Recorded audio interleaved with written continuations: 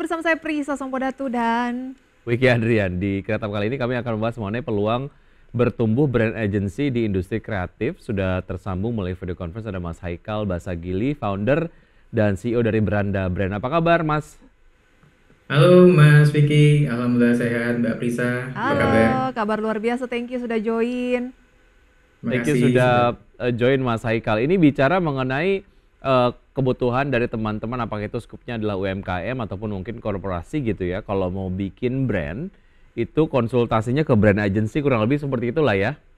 kurang lebih begitu. Oke, baik. Nah ini Anda melihat pertumbuhan dari industri brand agency di Indonesia itu seperti apa sih, Mas?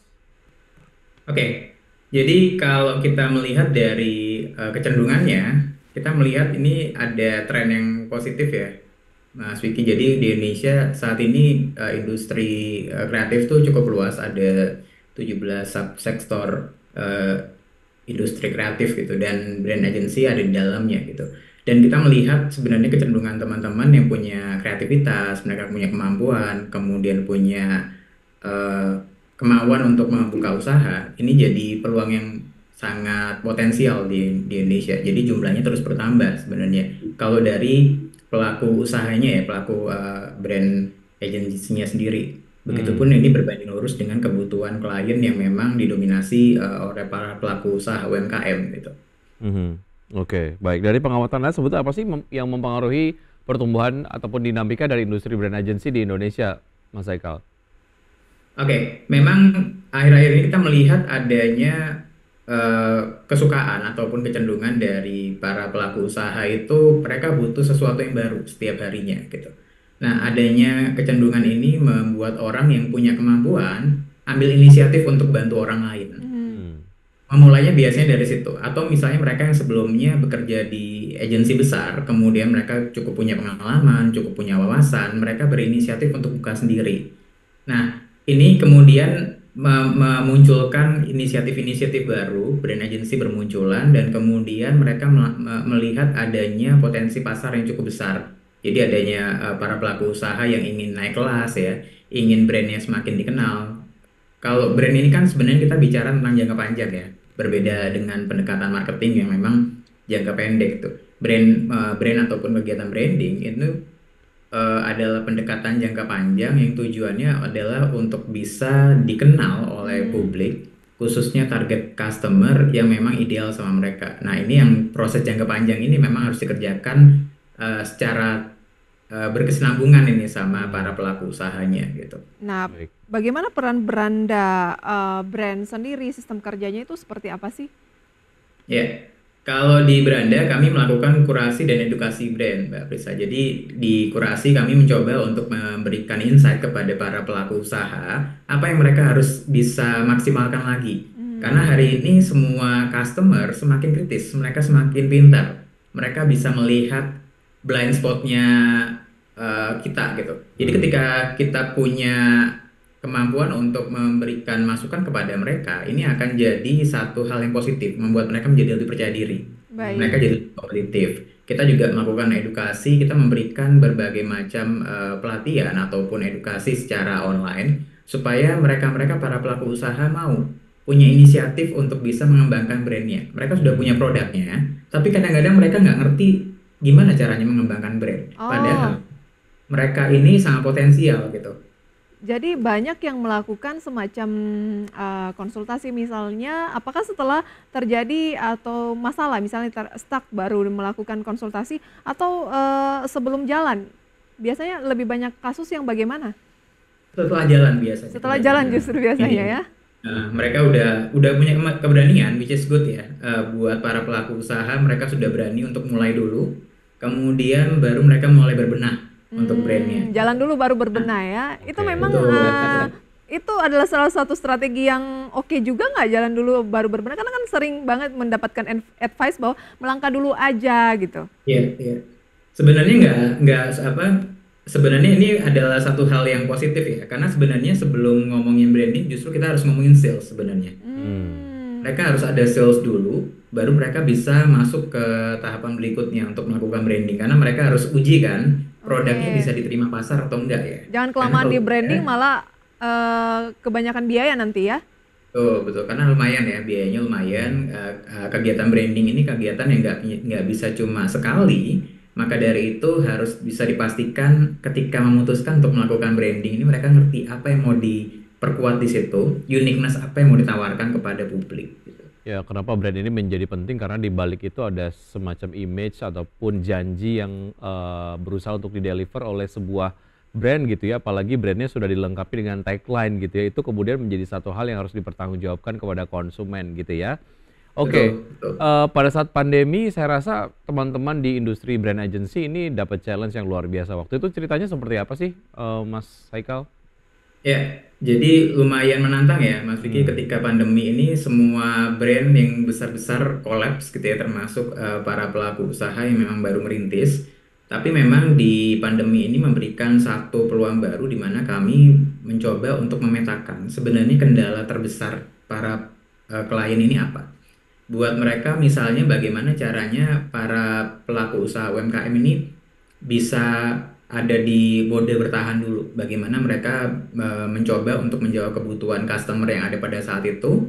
Nggak bisa jual harga terlalu tinggi misalnya karena semua orang lagi berhemat. Atau misalnya membuat terobosan produk tapi tetap mempertahankan brand yang ada supaya nantinya ketika pandemi bisa lewat mereka tetap bisa mengembangkan kembali brandnya. Dan pendekatan-pendekatan ini kami coba lakukan dengan pendekatan komunitas sebenarnya. Hmm. Jadi edukasi ini cukup punya dampak ternyata. Jadi bagaimana kita mengkomunikasikan brand kepada para pelaku usaha dan pelaku usahanya mencoba lebih dekat sama para customer Baik, dan mereka tetap bisa bertahan di situ. baik. Walaupun ini nggak works untuk semua ya, tapi paling nggak ada beberapa pelaku usaha yang bisa mempraktekkan hal tersebut dan kemudian bisa kami bantu. Nah, Baik. untuk para pelaku industri di brand sendiri, ini menjadi satu tantangan sekaligus memberikan wawasan baru. Oh, ternyata Hmm. kalau kita bisa lewat pandemi, krisis yang lainnya insya Allah bisa kita hadapi kurang lebih begitu. Karena sejauh ini pandemi ini salah satu hal yang semua orang kesulitan untuk bisa melaluinya. Ya. Oke. Tapi sejauh ini ketika kita mencoba untuk trial error berbagai macam pendekatan, ternyata cukup bisa dapat jalan di situ. Lantas Baik. Mas Haikal, bagaimana pertumbuhan brand agency mungkin 5 tahun ke depan? Tantangan barunya itu mungkin adalah AI. Nanti akan kita bahas lebih jauh, kita harus jeda terlebih Ya, dahulu. usaha jeda berikut kami Yap. akan segera kembali. Terima kasih pemirsa. Anda kembali bersama kami masih berbincang bersama dengan Mas Haikal Basagili, founder dan juga CEO dari Beranda Brand. Nah, Anda melihat brand agency ke depan 5 tahun lagi mungkin perkembangannya akan bagaimana? Kalau sekarang kan mulai sudah banyak nih yang aware, tetapi memang kadang masih bingung. Nah, dengan kita sudah melewati COVID, tapi nanti tantangannya mungkin AI begitu ya, seperti apa peluangnya? Oke, jadi Mbak Prisa kalau kita melihat apapun yang berkembang di luar itu sebenarnya tentang kita. AI itu sebenarnya hanya tools. Yang paling penting adalah brainware-nya. Brainware itu manusianya ya. Hmm. Jadi mau secanggih apapun AI, selama kita lebih canggih untuk bisa mengoperasikan sebenarnya so far so good. Justru akan lebih mudah untuk kita mengerjakan sebuah project ataupun menyelesaikan permasalahan yang dihadapi oleh si customer. Karena apapun yang kita jual, entah itu produk retail ya ataupun jasa, yang kita tawarkan adalah solusi gitu. Nah, AI adalah jembatan kita untuk deliver solusi itu sebenarnya kepada si customer gitu. Tapi Hmm. tentang bagaimana wujudnya ini tentang sentuhan kita sebenarnya. Jadi apapun itu saya rasa tantangan terbesarnya adalah bagaimana kita bisa beradaptasi sama perkembangan inovasi ataupun teknologi yang ada gitu. Mungkin hari ini kita ngomongin AI, besoknya mungkin ada hal-hal baru lagi gitu ya. Hmm. Yang itu justru bisa mempersingkat, mempermudah dan mempersempit jarak yang mau kita lakukan gitu di Baik, pekerjaan kita. baik. Industri kreatif ataupun mungkin berbagai macam industri lainnya memang membutuhkan branding begitu ya. Otomatis juga ini dilihat menjadi sebuah market yang sangat menggiurkan lah, khususnya untuk teman-teman yang bergerak di industri brand agency. Tapi tidak kemudian dilihat oleh beberapa player aja, banyak yang melihat ini sebagai market yang potensial gitu. Nah, persaingannya tuh gimana Mas Haikal? Ya, jadi selama ini yang saya lihat Mas Vicky bagaimana teman-teman di para pelaku usaha brand agency mereka punya niche-nya sendiri, punya ceruk pasar yang sangat spesifik. Misalnya ada teman-teman yang fokusnya di brand identity ya, mereka hanya fokus bikin logo, bikin brand guideline, fokusnya di situ. Ada yang fokusnya di consulting, dia lebih lebih holistik lagi, lebih besar, lebih luas. Sehingga ketika mengeksekusi salah satu kebutuhan, justru mereka berkolaborasi dengan brand agency lainnya. Mereka hire brand agency lainnya. Begitupun yang lain-lain. Jadi ada yang fokusnya di audio visual, ada yang fokusnya di membuat copywriting, ada yang fokusnya itu untuk bagaimana kita handle untuk public relationnya gitu. Jadi hal-hal itu ternyata uniknya mereka justru bukan bukan bersaing secara eh, konfrontasi ya, justru mereka saya melihatnya saling berkolaborasi. Kolaborasi. Uh, Oke. ini satu hal yang sangat positif yang saya lihat di Indonesia karena mereka menyadari bahwa ketika mereka bisa berbagi, ini justru bisa berkelanjutan bisnisnya. Baik. Oke. Oke. Lantas Industri gimana? Beranda Beranda brand Ya. sendiri ini sudah berdiri berapa lama? Kemudian ada nggak success story dari klien misalnya yang bisa di-share dengan pemirsa IDX Channel saat ini? Ya, kita mulainya di 2018. Hmm. Jadi dalam perjalanannya kami banyak membantu klien. Salah satu yang kita bantu pada saat itu adalah bagaimana kita merubah persepsi publik kepada salah satu brand lokal. Kami banyak fokus membantu UMKM sih sebenarnya karena kami merasa mereka yang paling banyak membutuhkan di industri ini jasa kami. Yang bisa saya ceritakan salah satu klien saya ini yang kemudian kami bermitra baik dengan mereka, mereka mencoba untuk bagaimana ya caranya kita menemukan target market yang ideal. Produknya makanan, olahan, tapi ternyata sebelumnya target marketnya itu nggak tepat. Akhirnya salesnya nggak sesuai harapan padahal produknya bagus. Yang kami lakukan adalah bagaimana caranya menemukan target market yang tepat. Kami melakukan riset pasar pada saat itu, kemudian kami mencoba untuk membangun kembali brand identity-nya supaya ini bisa lebih masuk lah karena kita ingin masuk ke segmen anak-anak muda usia 20 sampai 30-an lah demografinya ya. Jadi itu yang kemudian memberikan dampak positif buat para pelaku usahanya dan ini memberikan satu satu energi positif juga buat kami di Branda Brand. Kami bisa membantu orang ada before afternya gitu, perubahan yang memang dirasakan oleh si pelaku Dan itu usahanya. signifikan ya?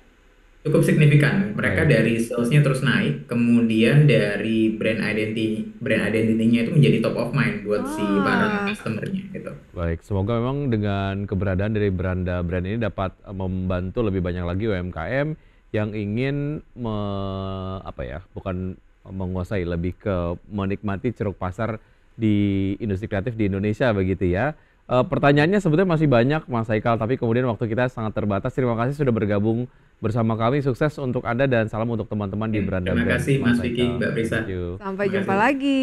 Baik, Jumpa. ya.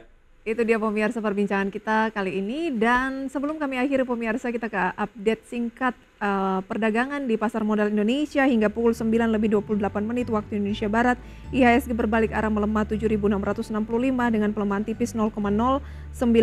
Nilai tukar rupiah berada di 15.395 menguat 0,5% terhadap dolar Amerika Serikat. Ada anomali antara rupiah dan IHSG. Baik, kalau kita lihat tahap gainnya sejauh ini ada Kepik, kemudian Asri, SMIL, ANTM, INDF, Toba, SMRA, PANI, PNLF, dan ICBP. Tahap losers ada Brand, AMMN, PTRO, Adaro, Cuan, DOH, United Tractors, SRTG, ABMM, Indi, dan GEMS. Iya, IHSG melemah seiring saham-saham penopang ya seperti Brand, AMMN, PTRO berada di top losers based on value. Itu dia review singkat update hingga saat ini dari Bursa Efek Indonesia.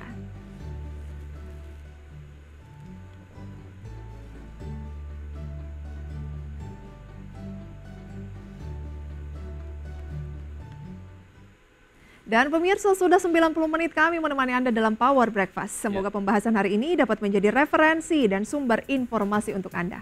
Dan tetap perbarui informasi Anda hanya di IDX Channel, your trustworthy and comprehensive investment reference. Dan jangan lupa untuk menyaksikan program Market Review yang tayang pukul 10 waktu Indonesia bagian Barat. Iya, saya Prisa Somodatu. Saya Wiki Adrian, sampai jumpa. Sampai jumpa.